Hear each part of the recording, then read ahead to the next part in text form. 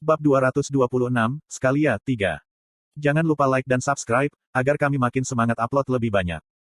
Rasanya seolah-olah kepalanya telah membeku. Eugene menajamkan matanya dan mengepalkan tinjunya dengan erat.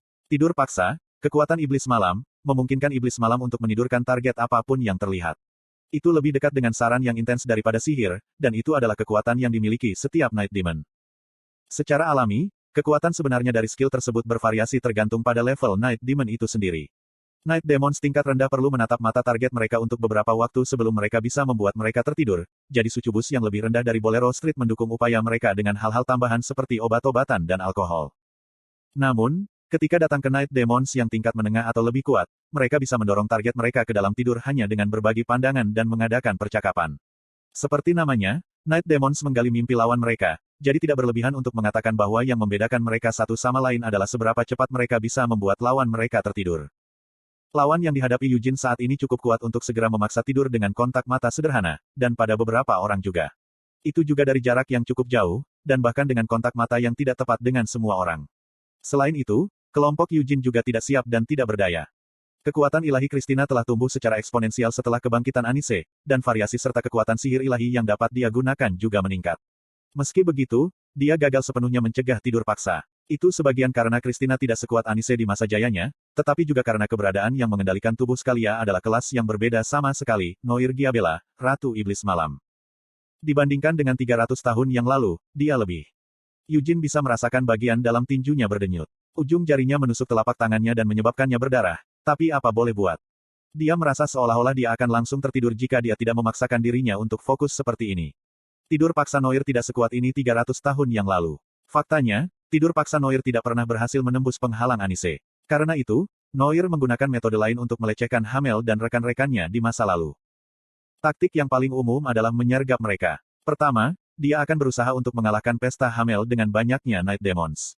Kemudian dia akan menggunakan Demonae of Fantasy untuk mengubah realitas dan impian mereka. Tapi bagaimana dengan sekarang? Eugene memelototi Scalia, atau lebih tepatnya, Noir. Matanya dipenuhi dengan bintang yang tak terhitung jumlahnya. Matanya mewakili Noir, tapi ini bukan Demonae of Fantasy. Mengingat bagaimana dia menggerutu karena harus menggunakan fast cell tingkat rendah, dapat disimpulkan bahwa bukan tubuh asli Noir yang telah mengendalikan Scalia.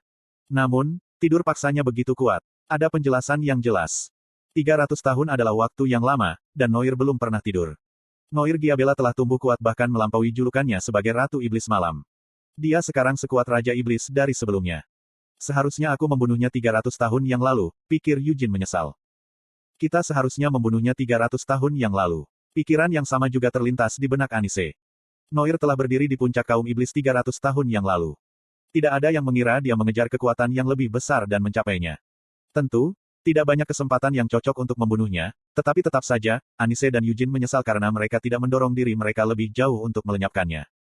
Kamu waspada, lucu sekali, kata Noir dengan senyum lebar. Dia masih menyandarkan kepalanya ke samping seperti kucing penasaran dan terus berbicara sambil memutar-mutar rambut merah Scalia dengan jarinya.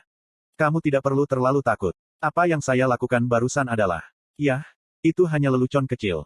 Kalian dianggap muda, bahkan di antara manusia, kan? Bagi saya, kalian semua tidak lebih dari bayi yang mengoceh. Sementara Noir melanjutkan dengan suara terhibur, Eugene dan Christina berbagi tatapan diam. Mereka tidak melawan tubuh asli Noir, yang cukup beruntung. Jika Noir ada di sini secara pribadi, mereka tidak akan pernah memiliki kesempatan dengan kekuatan mereka saat ini.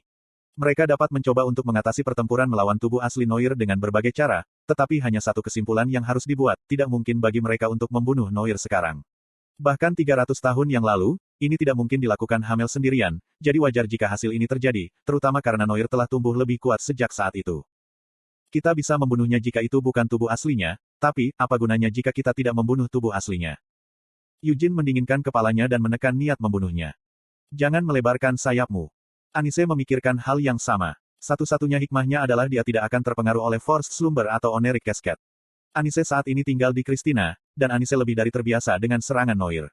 Adas manis bukanlah keberadaan biasa dengan cara apapun, dan kekuatan mentalnya jauh melebihi manusia normal manapun. Hal yang sama juga berlaku untuk Christina. Dengan mereka berdua bersama, Noir tidak mungkin menggali mimpi Christina. Nyatanya, tidak berlebihan untuk mengatakan bahwa rombongan pahlawan dari 300 tahun yang lalu telah berhasil melawan upaya Noir berkat kehadiran orang suci. Jika Noir diizinkan membobol Christina, dia akan menyadari kehadiran Anise. Secara alami, Anise tidak ingin hal seperti itu terjadi, itulah sebabnya dia memperingatkan Christina untuk tetap melipat sayapnya. 8 sayap akan menarik terlalu banyak perhatian dari siapapun, termasuk Noir. Kamu tidak takut, kata Noir dengan senyum ceria. Bayi zaman sekarang sangat berani. Jauh dari terintimidasi oleh saya, Anda malah merasa marah dan ingin membunuh. Selain itu, Anda menahannya alih-alih mengekspresikan emosi Anda seperti bayi. Lalu, Eugene bertanya, haruskah aku tidak merasakan apa-apa setelah kamu tiba-tiba menarik pedangmu dan menyerang kami? Ayo, aku bilang, kan, itu hanya lelucon kecil. Itu, anggap saja sebagai perbedaan budaya. Anggap saja sebagai perbedaan antara manusia dan setan. Lagi pula, aku tidak benar-benar berusaha membunuhmu, jawab Noir sambil cekikikan. Dia menunjuk Dior, yang setengah terkubur di salju. Bahkan ksatria muda ini, kan, aku bisa dengan mudah membunuhnya saat dia menghalangi serangan mendadakku. Aku bisa membunuhnya bahkan sekarang jika aku mau.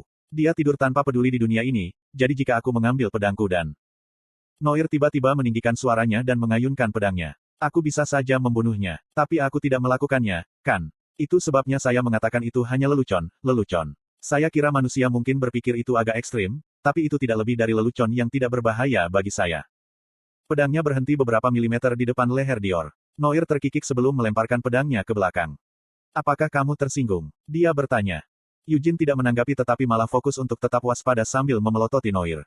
Setelah hening sejenak, Noir mengangkat bahu. Saya, anak-anak zaman sekarang kurang selera humor. Di zaman damai ini, tidak ada alasan bagiku untuk menyergap dan membunuh anak-anak dari klan Leonhardt, bukan? Jika saya melakukan itu akan menjadi bencana. Dan apakah Putri Simuin baik-baik saja? Tegur Eugene. Aku tidak membunuhnya, kan? Putri ini berusaha terlalu keras untuk memenuhi harapan orang lain. Dia berlatih keras bahkan tanpa tidur, tapi sejujurnya, keahliannya biasa-biasa saja. Saya tidak akan terlalu jauh mengatakan dia jahat, tapi sejujurnya dia tidak cukup berbakat untuk dipuja sebagai ksatria putri, kata Noir. Dia mengangkat tangannya yang lemas dan menyentuh pipinya. Sungguh menyia-nyiakan masa muda dan penampilannya. Saya berharap dia bisa hidup dalam kesederhanaan dan menikmati hidupnya daripada terlalu terobsesi dengan pedang. Apakah Anda mengerti apa yang saya bicarakan? Saya tidak menyerang putri ini. Saya membantunya. Saya kira itu tidak dapat membantu karena dia memang seperti ini secara alami, tapi... Tidakkah menyedihkan bahwa dia bahkan tidak bisa tidur dengan baik? Bukannya dia tidak bisa tidur. Dia sepertinya tidak menyukainya, komentar Eugene. Itu karena dia memiliki begitu banyak ketakutan. Nah, apakah saya bertindak terlalu jauh dengan lelucon saya? Saya hanya menunjukkan padanya beberapa mimpi, tetapi dia ketakutan dan tidak mau tidur. Itu bahkan bukan mimpi buruk yang buruk, jawab Noir dengan riang. Kau cukup busuk, bukan? Kata Eugene dengan senyum bengkok. Kamu menggali mimpi Putri Scalia dan mengendalikannya karena kamu tahu kami tidak bisa bertindak sembarangan melawan Putri Simuin. Lelucon hanya menyenangkan jika itu curang. Akan lebih menghibur jika kamu telah melukai putri ini dengan pedangmu. Ahahaha, aku hanya bercanda, hanya bercanda. Hanya bercanda. Tolong jangan memelototiku seperti itu, kata Noir dengan lambaian tangannya. Dia kemudian bertanya tiba-tiba, apakah kamu tahu siapa aku? Ratu Iblis Malam, jawab Eugene. Bagaimana kamu tahu? Ini tidak menyenangkan. Saya akan memperkenalkan diri dengan ekspresi serius, tetapi sekarang Anda telah merusaknya untuk saya. Aku memiliki gambaran kasar ketika melihat Putri Scalia tidak ingin tidur. Bukannya aku berharap itu adalah Ratu Iblis Malam itu sendiri, kata Eugene. Haruskah saya mengatakan Anda memiliki intuisi yang baik? Atau imajinasi yang kaya? Atau, apakah itu seperti yang diharapkan dari Leonhardt? Noir menatap Eugene dengan mata berbinar. Itu benar. Saya Noir Giabella, Ratu Iblis Malam. Apakah Anda tahu apa yang mewakili nama ini? Apakah Anda benar-benar tahu siapa saya? Saya bisa melakukan apa saja. Menargetkan Putri Scalia, itu hanya lelucon. Banyak menyerangmu. Lelucon lain. Aku tidak bisa benar-benar menganggap ini sebagai serangan. Bagaimana dengan fakta bahwa aku tidak menggali mimpimu? Senyum Noir menghilang dalam sekejap. Itu karena nama Leonhardt lebih terhormat daripada Simuin, negara kecil di ujung laut itu. Pendiri klan Leonhardt, Vermont Leonhardt, adalah pria yang mengerikan bagiku, tetapi juga seseorang yang pantas dikagumi. Jadi saya menghormati keturunannya. Demikian juga, saya menghormati Anda yang melanjutkan warisan Anise Sliwood. Haha, orang suci. Bahkan tanpa senyuman, mata Noir masih berkilau seolah-olah itu adalah bintang yang tak terhitung jumlahnya di langit, dan ketika pandangannya beralih ke Christina, tanpa sadar Christina meraih cambuk di pinggangnya.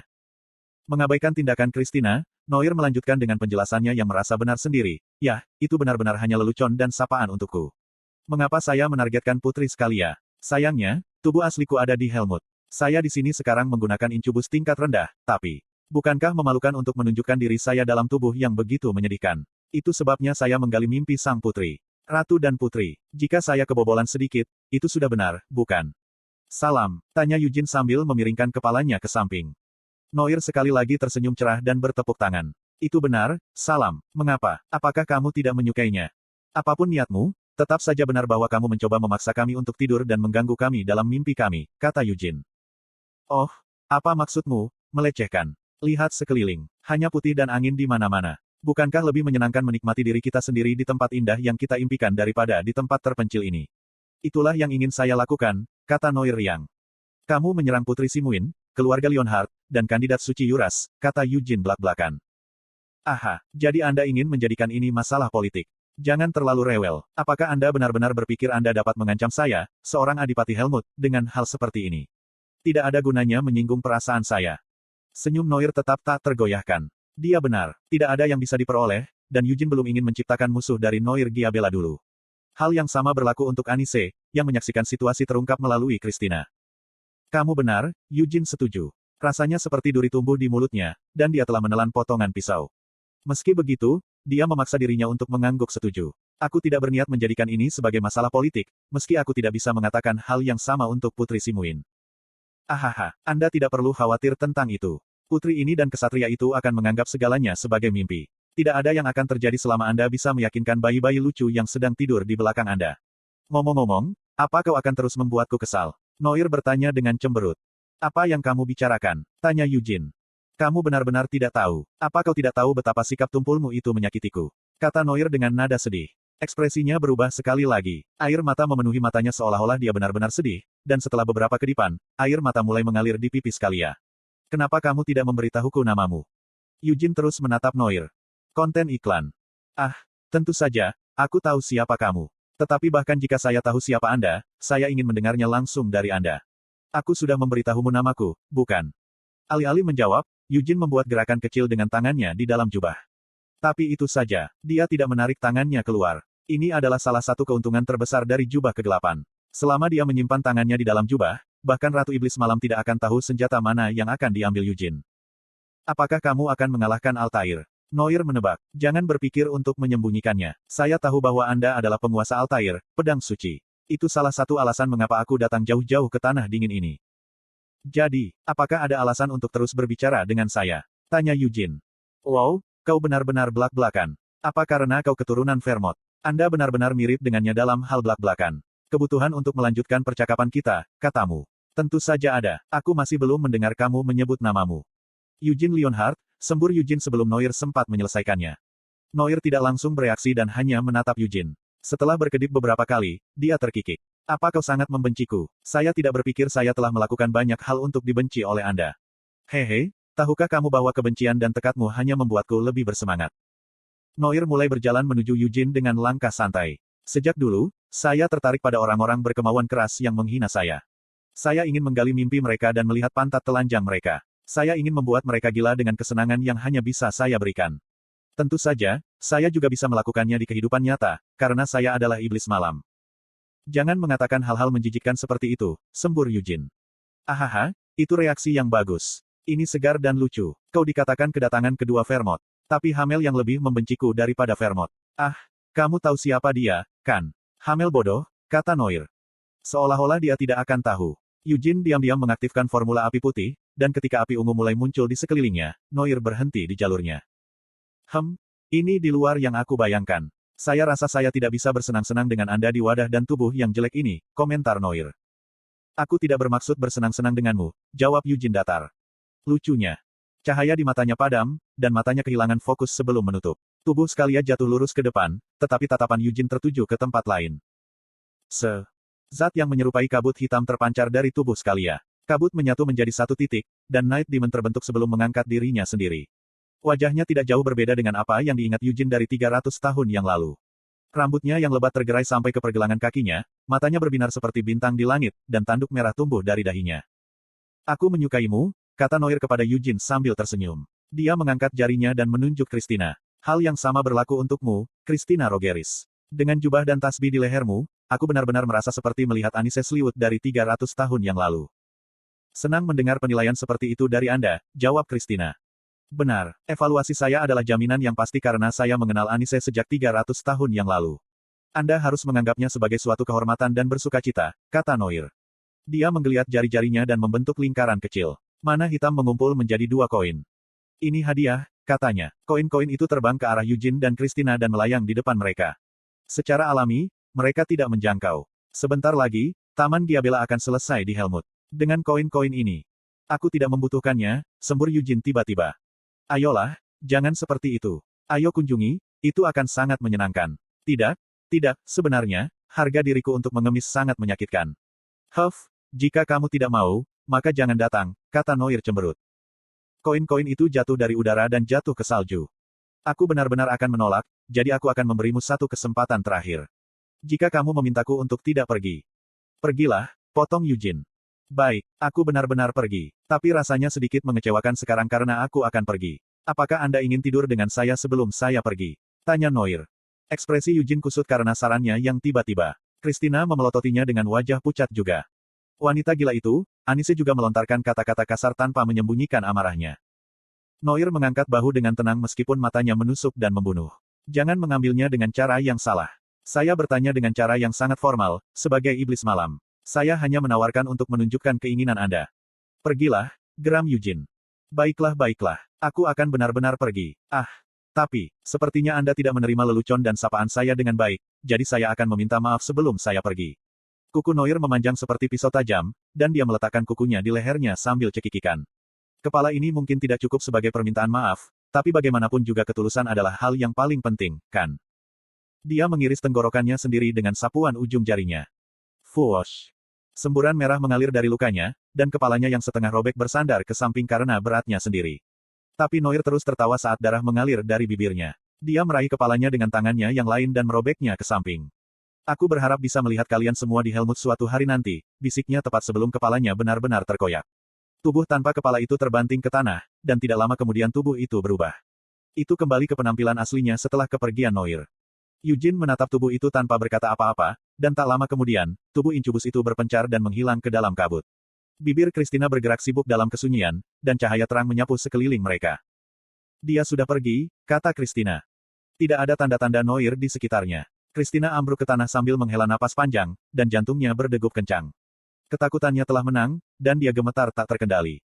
Kamu melakukannya dengan baik menahan diri. Aniselah yang berbicara setelah hening sejenak. Dia mengangkat kepalanya dan menatap punggung Eugene. Saya pikir dalam banyak hal beruntung Noir Giabella tidak datang dengan tubuh aslinya. Berkat itu, kami menyadari betapa kuatnya dia di era ini. Itu benar, Eugene dengan mudah setuju. Saya gugup. Saya pikir Anda mungkin kehilangan kendali dan menyerang Noir Giabella.